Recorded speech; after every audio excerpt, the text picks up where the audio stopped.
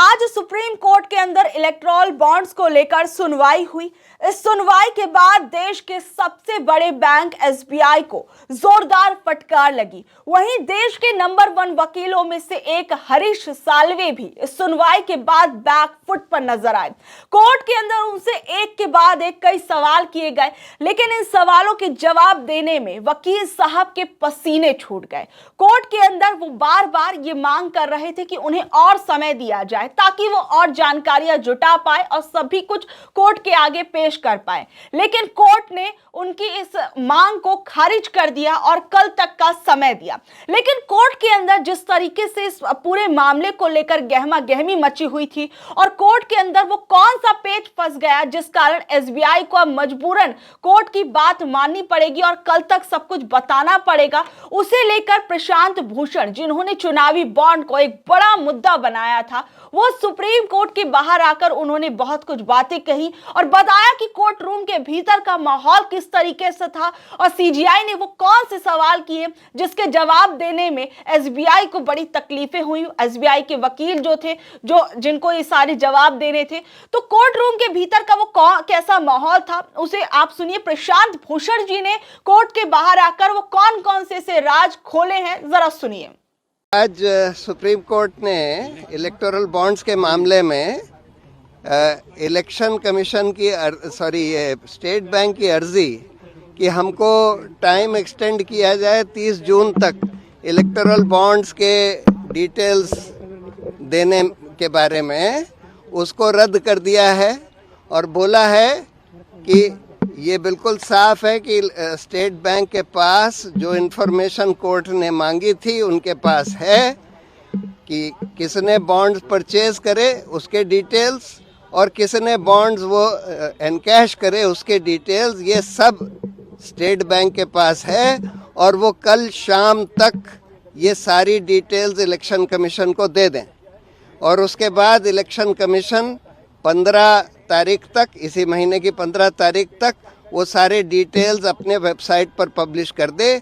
और पहले भी जो इन्फॉर्मेशन 2019 से पहले के बॉन्ड्स के बारे में जो पॉलिटिकल पार्टीज को देनी थी इलेक्शन कमीशन को, जो उनके पास आ चुकी है, वो सब भी इलेक्शन कमीशन 15 तारीख तक पब्लिश कर दे।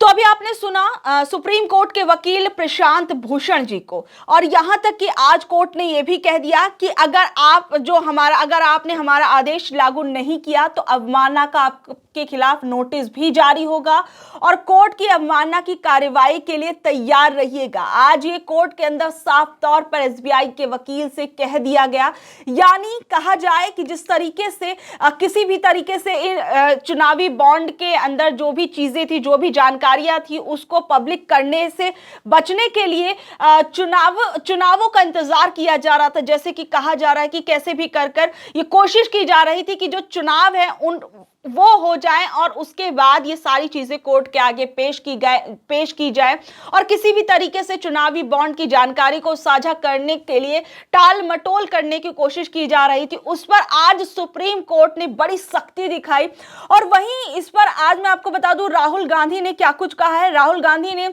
आज कोर्ट के अंदर जो भी सुनवाई हुई उस पर अपनी प्रतिक्रिया व्यक्त की है। सोशल मीडिया प्लेटफॉर्म एक्स पर उन्होंने क्या कुछ कहा, जरा वो गौर से सुनिएगा।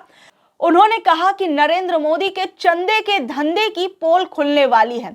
100 दिन में स्विस बैंक से काला धन लाने का वायदा कर सत्ता में आई सरकार अपने ही बैंक का डेटा छिपाने के लिए सुप्रीम कोर्ट में सिर के बल खड़ी हो गई। इलेक्टोरल बॉन्ड्स भारतीय इतिहास का सबसे बड़ा घोटाला साबित होने जा रहा है। वहीं जो भ्रष्ट उद्योगपतियों और सरकार के नेक्सस की पोल खोलकर नरेंद्र मोदी का असली चेहरा देश के सामने लेकर आएगा। क्रोनोलॉजी स्पष्ट है, चंदा दो धंधा लो, चंदा दो प्रोटेक्शन लो, चंदा देने वालों पर कृपा की बौछार और आम जनता पर टैक्स की मार, बीजेपी की मोदी सरकार। ये राहुल गांधी ने बड़ा ही तीखा हमला किया है। आज जिस तरीके से चुनावी बॉन्ड को लेकर ये कहा, जिस तरीके से जानकारी मांगी गई है और इस जानकारी के अंदर अब ऐसे कौन से राज हैं कि या फिर ऐसी कौन सी बातें हैं जो सामने आ गई तो किसी के लिए बड़ी तकलीफ बन सकती हैं, वो कहीं ना कहीं इस सवाल बना हुआ है। वहीं इस पर मल्लिकार्जुन खड़गे जो कांग्रेस के अध्यक्ष हैं, उन्होंने भी अपनी प्रतिक्रिया सोशल मीडिया प्लेटफॉर्म एक्स पर व्यक्त की है। उन्होंने कहा कि इलेक्टोरल बॉन्ड प्रकाशित करने के लिए एसबीआई द्वारा 4.5 महीने मांगने के बाद साफ हो गया था कि मोदी सरकार अपने काले कारनामों पर पर्दा डालने की हर संभव कोशिश कर रही है। आज के माननीय सुप्रीम कोर्ट के फैसले से देश को जल्द इलेक्टोरल बॉन्ड से बीजेपी के चंदा देने वालों की लिस्ट पता चल जाएगी। मोदी सरकार के भ्रष्टाचार, घपलों और लेन देन की कलई खुलने की ये पहली सीढ़ी है। अब भी देश को ये नहीं पता चलेगा कि बीजेपी के चुनिंदा पूंजीपति चंदा धारक किस किस ठेके के लिए मोदी सरकार को चंदा देते थे। उसके लिए माननीय सुप्रीम कोर्ट को उचित निर्देश देने चाहिए। मीडिया रिपोर्ट से तो ये उजागर हुआ ही है कि बीजेपी किस तरह ईडी, सीबीआई और आईटी रेड डलवाकर जबरन चंदा वसूलती थी। सुप्रीम कोर्ट का फैसला पारदर्शिता, जवाबदेही और लोकतंत्र में बराबरी के मौके की जीत है। ये कहा गया है, मल्लिकार्जुन खड़गे की तरफ से कहा गया है। और आज जिस तरीके से पूरी की पूरी ये सुनवाई हुई है, वो कहीं ना कहीं ये तो साफ स्पष्ट करती है कि सुप्रीम कोर्ट ने एसबीआई की उन तमाम दलीलों को खारिज कर दिया है जिस पर उन्होंने ये बोला था कि इसमें समय लगेगा, सारा डेटा इकट्ठा करना पड़ेगा, हर चीज लिफाफे के अंदर बंद है। तो सुप्रीम कोर्ट ने कह दिया कि उस लिफाफे को खोलने में कितना समय लगेगा। मतलब जो भी गोल मोल करके सारी बातों को घुमाने की कोशिश की जा रही थी, उस पर सुप्रीम कोर्ट ने साफ और स्पष्ट कह दिया है और स्पष्ट अपनी बात रख दी है। वहीं जया ठाकुर, जिन्होंने याचिका दायर की थी कोर्ट के अंदर, उन्होंने कहा है कि सुप्रीम कोर्ट ने एसबीआई को सख्त आदेश दिए हैं कि कल तक सारे दस्तावेज जमा करें। सुप्रीम कोर्ट के निर्णय का हम स्वागत करते हैं। एसबीआई के पास जानकारी है, वे बहाना बना रहे हैं, ये कहा गया है। जया ठाकुर जो कि इस पूरे के पूरे मामले के अंदर जिन्होंने याचिका जो दायर की थी उस पर इन्होंने प्रतिक्रिया व्यक्त की है। वहीं समाजवादी पार्टी के नेता अखिलेश यादव की तरफ से भी इस पर अपनी प्रतिक्रिया दी गई है। अखिलेश यादव ने क्या कुछ कहा, जरा मैं आपको वो भी बता देती हूं और सुनवाऊंगी भी। उन्होंने ये कहा कि पूरे देश में जनता को इस बात की खुशी है कि सुप्रीम कोर्ट के माध्यम से कम वो सूची आ जाएगी जिससे पता लग जाएगा कि इलेक्टोरल बॉन्ड्स किसने दिए हैं। और सवाल यह है कि ये सार्वजनिक हो पाएंगे या नहीं। समाजवादी पार्टी के नेता अखिलेश यादव ने एक अहम सवाल उठाया है कि अब ये आ तो जाएंगे, लेकिन क्या इसे पब्लिक डोमेन के अंदर लाया जाएगा, क्या लोगों को इसके बारे में पता चल पाएगा। इस दौरान अखिलेश यादव ने क्या कुछ कहा है, जरा उनका बयान भी सुनिए। पूरे देश की जनता को इस बात की खुशी है कि सुप्रीम कोर्ट के माध्यम से कम वो सूची आ जाएगी, जिस सूची में ये पता लग जाएगा कि इलेक्टोरल बॉन्ड्स किन्होंने दिए हैं। अब सवाल यह है कि वो सार्वजनिक होगा कि नहीं होगा, हम और आप जान पाएंगे कि नहीं जान पाएंगे। बीजेपी तो जानती है कि उसे कहां से चंदा मिला है, या हमें चंदा मिला हुआ तो हमें तो पता है कि कहां से चंदा मिला है। ये जनता जान पाएगी कि नहीं जान पाएगी, ये सबसे बड़ा सवाल है। इसलिए हमें उम्मीद है कि सुप्रीम कोर्ट के माध्यम से या जो साथी इस बात को चाहते हैं कि जनता जाने, तो मुझे उम्मीद है कि देश की जनता जानेगी कि इलेक्टोरल बॉन्ड्स बीजेपी पे जो आए हैं या अन्य दलों पे जो आए हैं वो किन किन के माध्यम से पहुंचे। तो वहीं मैं आपको कुछ आंकड़े भी मैं बता देती हूं। जिस तरीके से इलेक्टोरल बॉन्ड्स को लेकर और जो चंदा मिलने को लेकर जो बातें तमाम कही जा रही थी, इस पर थोड़ा सा मैं आपको पीछे की तरफ ले चलती हूं। और जो भी कुछ समय पहले ही इलेक्शन कमीशन ऑफ इंडिया की एक रिपोर्ट सामने आई थी जिसमें ये पता चला था कि किस पार्टी को कितना चंदा दिया गया है। तो एक बार आप जरा ये तस्वीर भी देख लीजिए और ये भी थोड़ा आपको साफ हो जाएगा कि किस तरीके से ये मुद्दा क्यों बना और किस लिए इतनी चिंता का विषय बना हुआ है। दरअसल देखिए, इसमें पूरा का पूरा आपको देख पाएंगे कि किस तरीके से बीजेपी को 2018 और 2019 के अंदर कितना 383 करोड़ रुपए का चंदा मिला था। वहीं 2019 और 2020 के अंदर जो है तृणमूल कांग्रेस को जो है वो 318 करोड़ रुपए का चंदा मिला था। वहीं आज देखिए पूरी की पूरी सुनवाई के बाद सुप्रीम कोर्ट ने क्या कहा, जरा आप उस पर भी गौर कीजिए। एसबीआई सुप्रीम कोर्ट की तरफ से कहा गया कि एसबीआई को अपने चेयरमैन और मैनेजिंग डायरेक्टर का एफिडेविट फाइल करना होगा, जिसमें लिखा होगा कि एसबीआई दिए गए आदेशों का पालन करेगी। अब हम कभी भी कोई कंटेम्प्ट नहीं लगा रहे हैं, उन्होंने कहा अभी हम कोई कंटेम्प्ट नहीं लगा रहे हैं, लेकिन अगर आज आदेश का वक्त रहते पालन नहीं किया गया तो हम एसबीआई के खिलाफ लीगल एक्शन लेंगे। तो सोचिए, एक बहुत बड़ी बात, एक बहुत बड़ी चीज है कि साफ तौर पर कोर्ट ने कह दिया है कि हम एसबीआई के खिलाफ लीगल एक्शन लेंगे अगर वो हमारी बात नहीं मानता है, क्योंकि 6 मार्च का वक्त पहले ही दिया जा चुका था, लेकिन अब तक हमारे आगे इलेक्टोरल बॉन्ड्स के लेकर जो भी जानकारियां थी वो सामने नहीं आई हैं। इस पर आज ये कहा गया।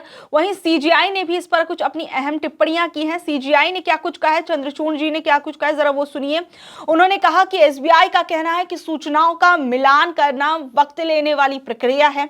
हमारे आदेश में हमने सूचनाओं के मिलाने की बात तो कही नहीं है, हमने सूचनाओं को जाहिर करने की बात की है। उन्होंने कहा कि आप जो ये कह रहे हैं कि हमें जितनी भी इंफॉर्मेशन है उनको मैच करना पड़ेगा, सारा कुछ डेटा देखना पड़ेगा, हमने वो सब कुछ नहीं किया। जो आपके पास है बस हमें वो बता दीजिए, हम सिर्फ इतना जानना चाहते हैं, आपके पास जो इंफॉर्मेशन है वो हमें बताइए। सीजीआई ने साफ तौर पर बड़े कड़े अंदाज में ये चीज कह दी है।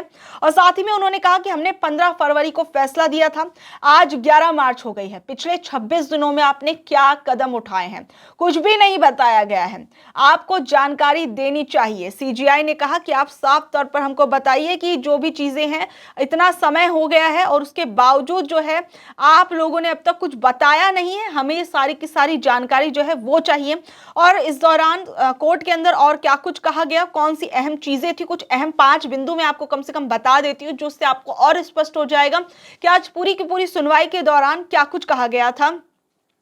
इसमें देखिए, आज सुनवाई के दौरान सुप्रीम कोर्ट ने कहा कि इलेक्टोरल बॉन्ड्स को लेकर पर्याप्त जानकारी बैंक के पास मौजूद है। एसबीआई के जवाब से पता चलता है कि उसके पास सारी जानकारियां हैं, ऐसे में उसकी 30 जून तक की समय देने की मांग खारिज की जाती है।